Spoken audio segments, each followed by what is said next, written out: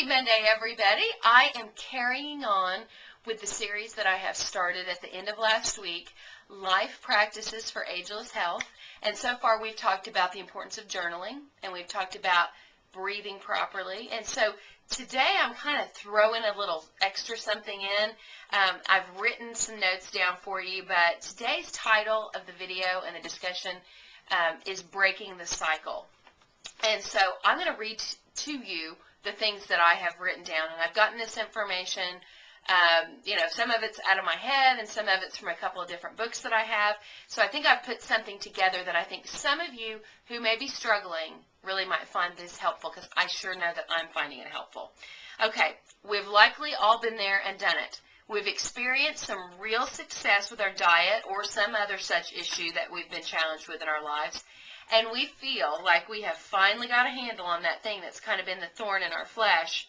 And so we enjoy and we revel in the victory of our achievements and our progress.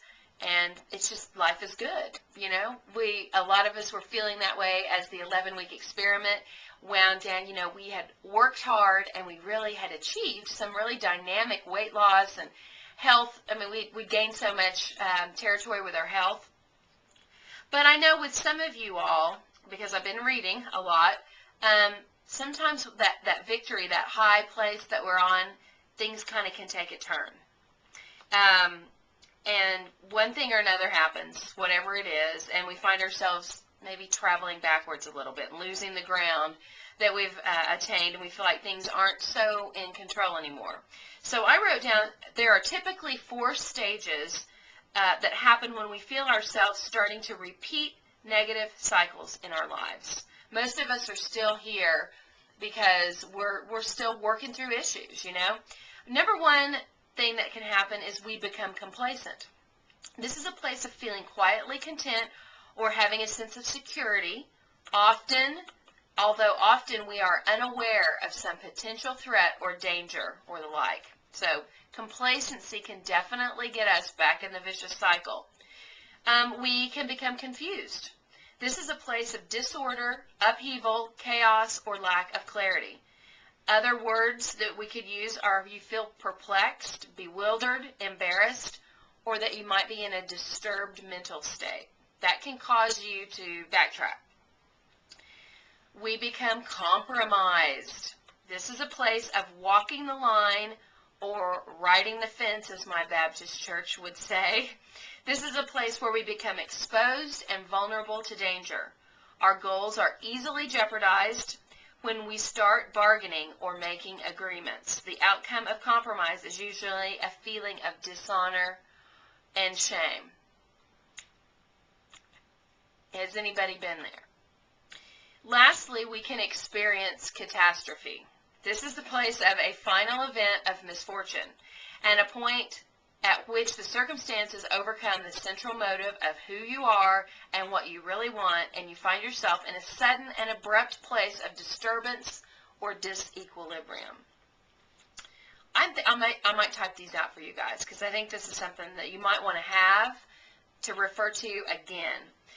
What causes us to relapse into negative cycles?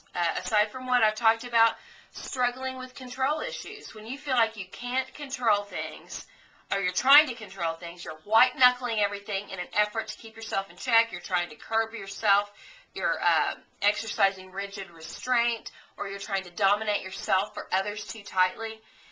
For me, I have to relinquish control when I start feeling like I'm following, sometimes I just feel like things are just like, and that's when I have to just let go and let God. I mean, you've heard that saying. It's also the theory behind why Dave the trucker refuses to say that he's 100% raw, because for him, if he confesses that he's 100% raw out of his mouth, he says he's setting himself up for trouble. So, if that works for him, I thought that was pretty insightful. He thinks that if he gets his feelings, if he starts feeling too rigid in his thinking, that he's headed for a fall. That's what I wrote down. And then we can have issues if we're struggling with pride. Pride is this having an unduly favorable opinion of ourselves. It often creates the perfect atmosphere for a relapse when we get high on our horse and we think that we've got this raw thing under control. We got it under control. When our ideas become lofty and we find ourselves in a place of arrogant assumption of superiority, that might be time for an attitude check. Laziness. I can relate to this one. If you ever find that you're in a place of general lack of passion or even depression, this atmosphere can create a sense of sluggishness, making you disinclined to work or to make an effort towards healthy choices. That's simple, and we've all been there.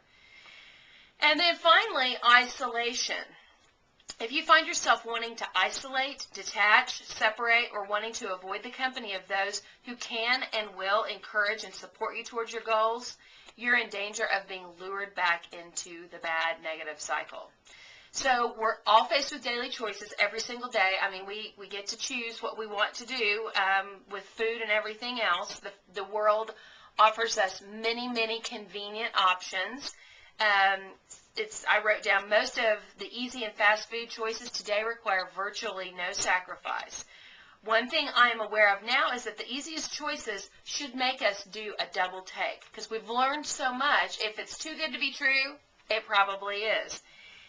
Is this food attractive because it allows me to be lazy? These are questions I ask myself because it doesn't ask me to change my lifestyle to line up with what my ultimate goals are. Is it because it requires no restraint on my unhealthy appetite or my cravings? I mean, these are all just questions I'm reading to you from my journal.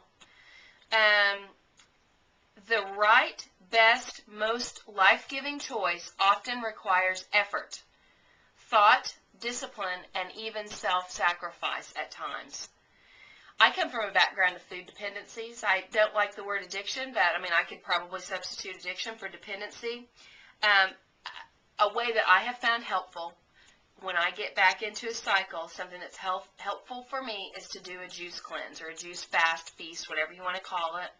I have other friends who aren't necessarily 100% raw, but when they feel like they're out of control, they'll move to a 100% raw diet just to kind of, break up that thing.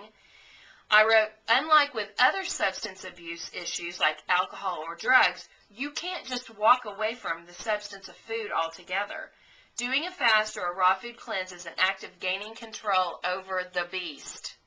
When you are in that vicious cycle of negative behaviors, I call it the beast that's trying to take control. Doing a cleanse is an act of subduing your beast and forcing that fleshly nature to submit.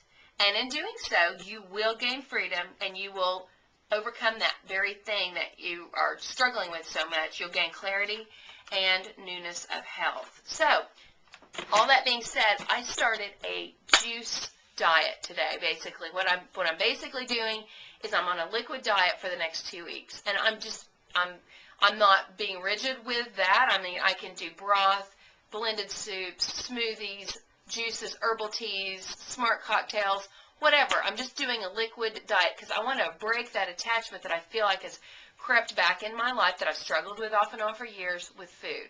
So that's just what I'm choosing to do.